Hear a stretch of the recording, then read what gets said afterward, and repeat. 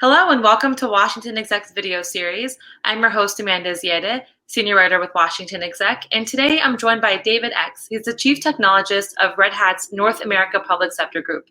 Thank you so much for joining me today, David. Yeah, my pleasure, Amanda.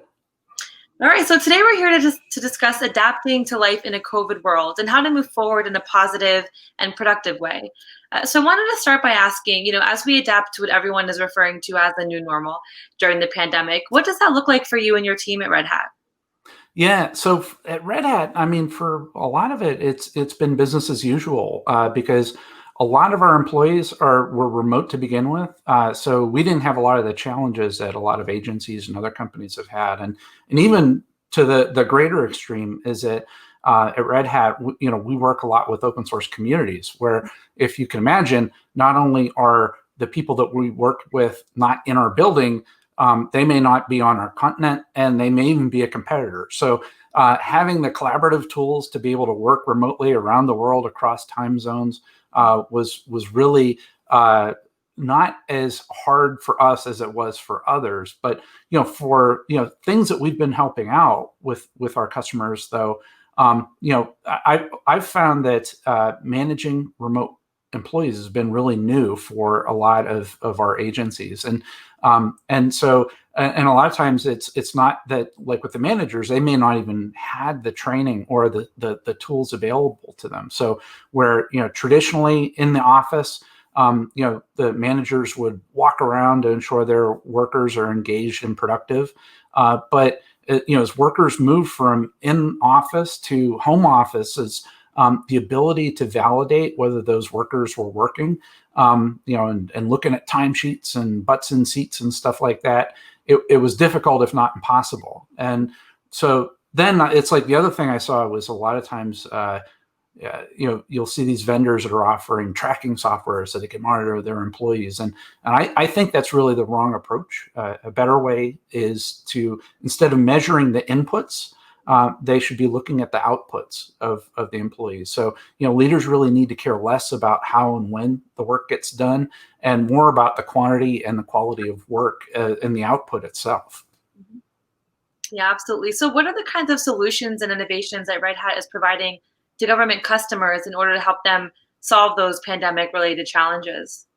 Yeah, so we've been helping out a lot with our customers with COVID-19. We've expanded our digital training offerings to, as people go from wanting to do on-site training to make it all virtual.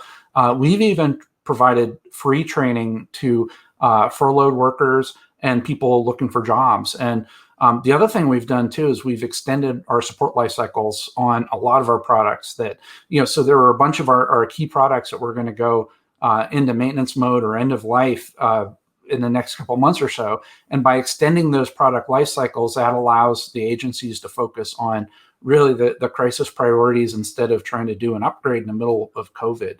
And, the other thing I've observed too is that a lot of agencies have seen a huge surge in demand, obviously, for government services. And a lot of these customers were facing scalability issues, and they would call us up to help them not just address the current surge of demand they have today, but how do they prepare for that scalability in the future?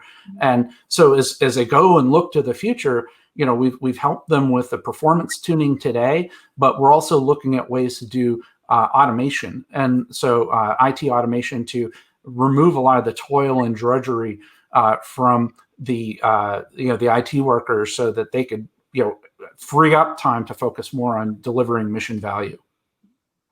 Yeah, and I'd like to expand on that point you made about preparing for the future. How can the nation use this experience as a stepping stone to innovation going forward, like using open source principles in preparation to or to prevent a future crisis? Mm-hmm. Yeah, so I look at whether it's with open source, it's a combination of things. So there's openness, there's transparency, communication, collaboration. All that goes a long way to provide that psychological safety that's really critical for people that are working remotely. And your remote workers really need to know that they have the support of their leadership in order to bring out the best in them. And so as a people manager at Red Hat myself, it's like I'm always going back to Maslow's hierarchy of needs, where, it's a pyramid where at the base of the pyramid, you have your basic needs of safety and psychological needs. And, it's like making sure it's like, yeah, you have a place to work, you have a job, you have the tools to be able to do your job. We're providing those resources to you. Here's how the company is doing. Here's how we're doing from a company health standpoint. And then as we move up to from the physiological needs up to the psychological needs, we start thinking about self-esteem and belongingness to a team. And that's where, we talk about the team that we belong to locally, or our public sector team, or our team as Red Hat as a whole, or the open source communities that we belong to and work with. And then also, from an esteem standpoint, we provide the recognition for our associates to make sure that, we're showing them that we appreciate all the work they're doing. And by getting all that stuff out of the way, and it's all important, but what I really want to focus on is making sure that they're working on more of the self-fulfillment and the self-actualization needs. And that's where you really bring out the best in your associates. And, we do a lot of work with, personal development plans and management by objectives and OKRs. And there's a lot of transparency inherent in that. And what that does, that allows the associate to tie their aspirations and what they're working on to the aspirations of the company. And that really, especially as people are working from home, it instills a sense of purpose to make sure that, what they're working on in the solitude of their home office is actually impacting not just Red Hat, but it's impacting government, applications, as well as the open source community at large. Yeah, absolutely. All important and very insightful thoughts to consider as we continue adapting to what world is like during the pandemic. So thank you so much for sharing this with us today. Yeah, thanks, Amanda. All right, thank you. Bye-bye.